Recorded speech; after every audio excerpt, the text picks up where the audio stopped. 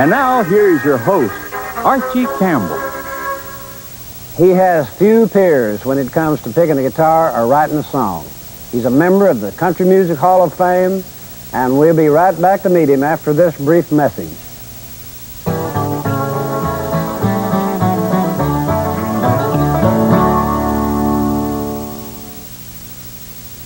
There's no single cheese like the real.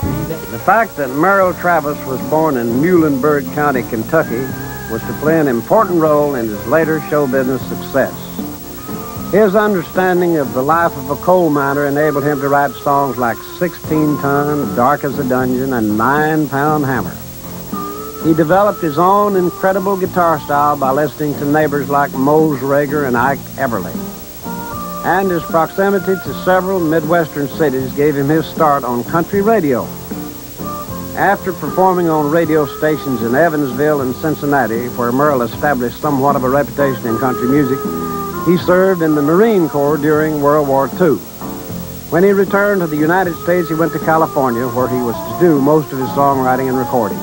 While in Hollywood, Merle appeared in over 40 movies, one of them being the classic From Here to Eternity.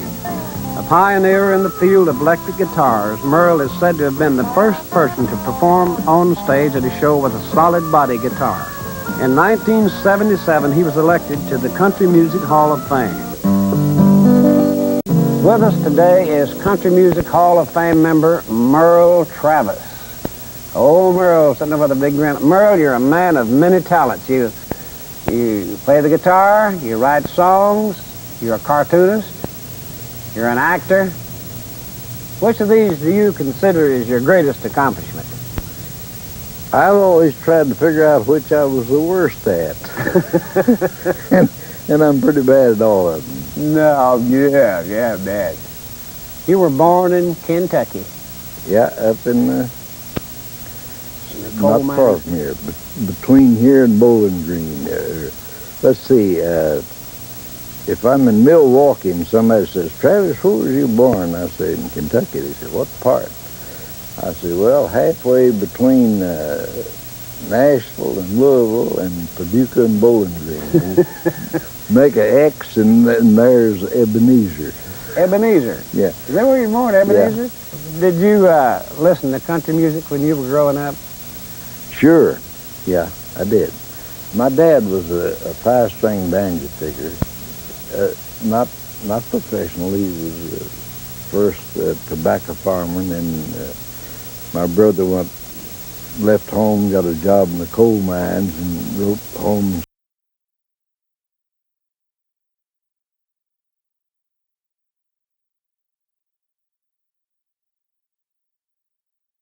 Muhlenberg County, Kentucky, and started mining. You worked for a radio station in Cincinnati, didn't you? Yeah, we went there with Mac Mitchin, and we had a chance to go on salary, which was actually $25 a week. And Carl Cotner and myself, we decided we'd stay there and make that money, every week. Absolutely. And $25 a week, and I mean every week. And boy, you count that up. Now you can't beat that. And then the room costs you about $3 a week. At least $3. Yeah, an immaculate room. One with a naked light bulb and a one-burner gas stove. Yeah. That's the kind food you could eat for a meal, a good meal, is 25 cents. Oh, you can get anything for 25 cents to eat. We had it made, and we there in Cincinnati. That's the way we started. And that was that WLS? WLW. In Cincinnati? Yeah. WLW. Oh yeah, WLW. Yeah. Absolutely. Who's some of the other guys there? Well, at that time, the Williams brothers, Andy Williams. Right. Were there. Andy Williams, was he country? Yeah. Well, yeah. Sure. They'd come from the WHO Des Moines barn dance down there, and he was 12. And really? We wouldn't let him play baseball with us. But Curly Fox and Texas Ruby and Lazy Jim Day and Bradley Kincaid and Grandpa Jones and Ramona and who was with Sunshine Sue and the Rock Creek Wranglers and Tex Owens, and they had lots of people during the 7 years I spent there. You moved to California. How come you to go to California? After, let's see, it was after World War II, wasn't it? Yeah. You went to California? Yeah. Oh, well, I'll tell you about that. Let me kind of ramble on. The war started brewing, and they started drafting this and drafting that one, and some boys went that didn't want to go and all that stuff, and I thought, well, I believe I'll be a big shot. I'll join. So I joined the Marine Corps, and I was probably the worst Marine there ever was. But I was discharged, and I went back to Cincinnati, and gee, the old gang was gone, you know. And Smiley Burnett, you know, Smiley, that Gene Autry's comedy sidekick, him and old Bojangles, the old black tap dancer, they was playing at the Albee Theater there, and I went down and I went backstage, and my hair was, I still had my Marine haircut, and of course, which wasn't unusual then. And I introduced myself to Smiley, and I picked him on the guitar, and he said, boy, said, if I could pick like that, said, I'd punch my eyes out and go sit on the corner in Hollywood and just set a plate down there and he said, how about going out and eating with me? And I said, fine. And we went out, and it was in the middle of the winter. And I'd been where it was warm, and he'd just come from California where it was warm. And that was right in the middle of one of their ice snows. And to walk on that concrete, you couldn't hardly do it. And here's old fat Smiley, he just barely could make slipping and grabbing me. And on the way to eat, he said, I had rather live in California and eat lettuce than to live in this place and eat caviar. Well, I borrowed $10 from all the acts. I said, could you loan me $10? Sure. So I took all these $10 and asked Hank Penny, who was lucky enough not to go, and he stayed at the radio station. I said, Hank, will you drive me over to the railroad station? And he said, sure. And so I went in and I bought me a ticket to Los Angeles. And that's how I got to California. What happened? How many movies did you make? I sat down and, listen, you could go all your life and never see me in a movie. And many, many people have. But I sat down one night and figured out almost 40. I worked on almost 40 pictures. But most all of them was Westerns. And my job was, I was always sitting by the campfire singing the song, you know. Or I would get up from, somebody would knock on the door or ride up, and I'd get up from my acting, you know. I'd get up from the table and go and open the door, and they'd say, fella would say, is Blake here? And I'd say, no, he left yesterday for Cheyenne. Okay, thank you. And I'd shut the door, and that's all I'd have to do. So nobody ever saw me, but I worked in about 40 pictures. We'll be right back with Merle Travis after this message.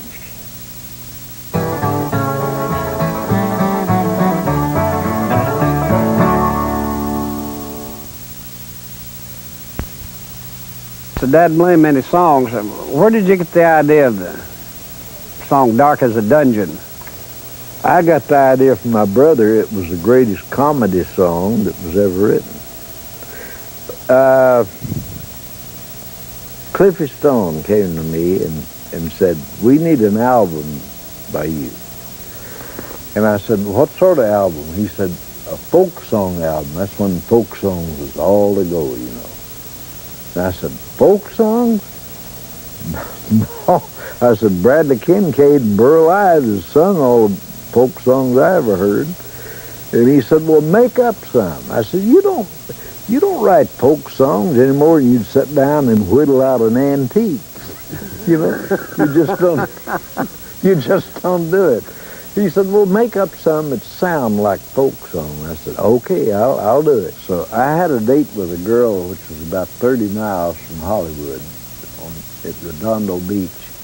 And I went to see her one night, and coming back home, I thought, man, I got to write some songs.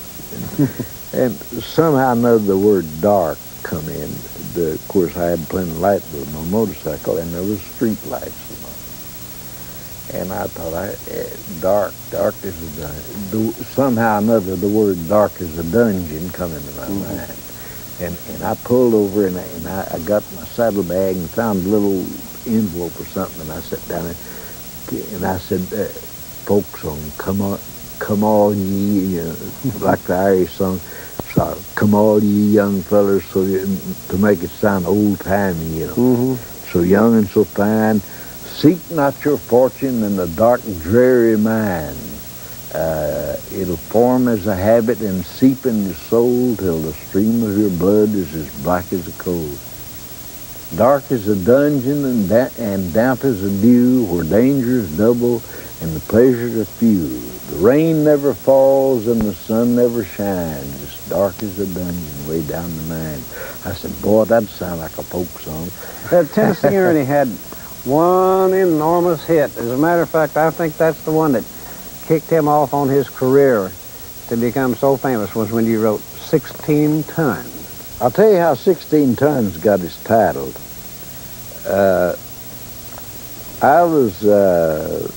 Me and my brother was both great fans of Ernie Powell, the war correspondent. Right.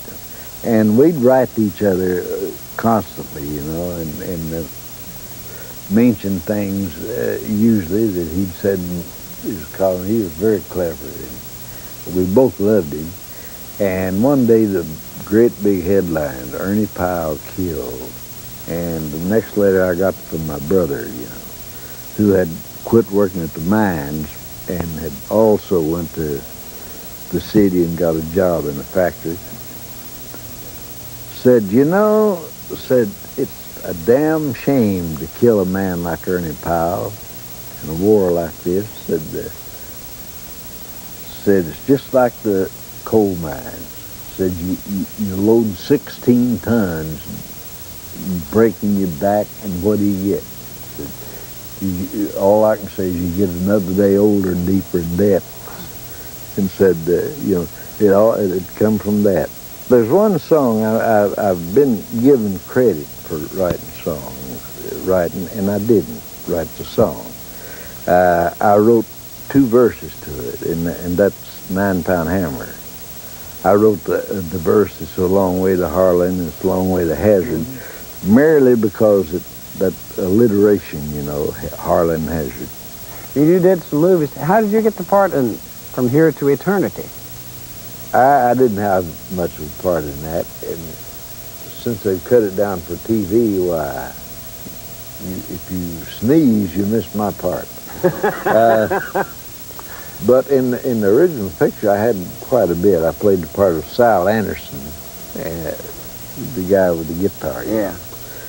A woman named Bobby Bennett, who was my manager, said, would you like to work in a picture?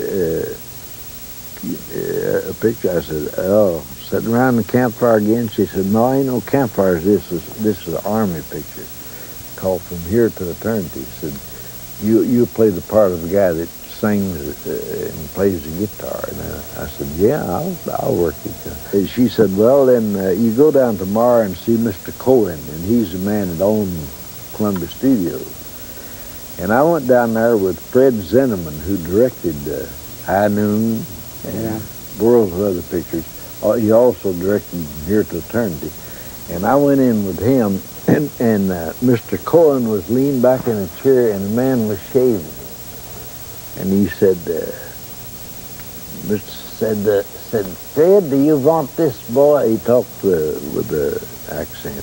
Yeah. He said, do you want this boy to, you think he would fit the part of Sal Anderson that sings and plays the guitar? And he said, yes, I've heard him sing and play, and I think he said, all right. He said, okay, then he's got him. Get him out of here. Get him out of here. And getting shaved. Yeah, as I went in the door, I met another fellow who got in the picture, Frank Sinatra. We've been talking with Merle Travis, and we'll be right back after this.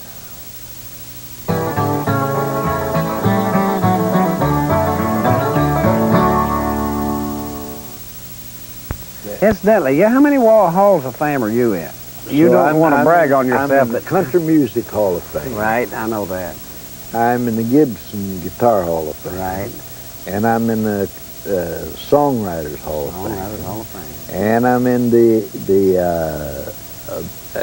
American Academy Association Award, the Pioneer Hall of Fame in Hollywood. Yeah. And that's only 4. Is that all? Is that all? Yeah. And they don't pay much. Well, I want. Is it time for this? I want to show the guitar. Now, this guitar is the most expensive guitar that Gibson ever made. They told me. They told him that, and I believe it. And we got a picture of it right here. This is it. You see, well, I've seen that guitar many, many times. No, not this one. Now, the solid body guitar has sustainability. That means that you can pick a note on the string and it'll sound a long time. Right. And the top is made of arch. It's arched, and inside it's arched and thin and it's easy breakable. And usually made out of white spruce, whereas all the grain runs in one direction. So Gibson said, if you'll give us your old guitar, the one that looks like this, to put in the Country Music Hall of Fame, we'll build you one. I said, yeah, okay, under one condition, build it the way I want you to do it. And so there's some different things in this. This is actually a solid body guitar. Now, they will come about later too, I bet you $1. Right from here through here is not a little thin piece of wood. That's 1 inch thick through there. Reach your finger in here. You mean the wood is 1 inch thick? Reach your finger in there and you. Oh yeah, I see it bevels out. Yeah, I see that. It's yeah. that thick, and all they done was took a thick piece of board and made this nice looking arch top and painted it a pretty color out of curly maple, which is twice as strong as the spruce, and so is the back curly maple, and a 2-piece curly maple neck and all that stuff. And so that's it. They said that we spent more money building that guitar than me.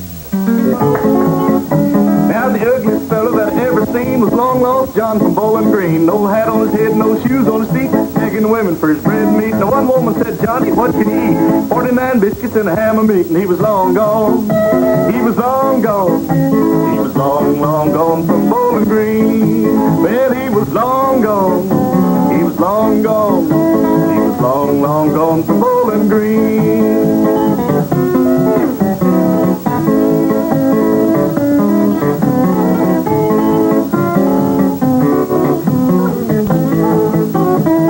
I'll tell you another great talent you have, and of course country music people may not know so much about this, but cartooning. And I want to tell you, you're one of the finest. As I'm an art enthusiast myself, and I appreciate good art, but you're a heck of a cartoonist. Did you ever have anything published? I'm sitting here talking to a great artist.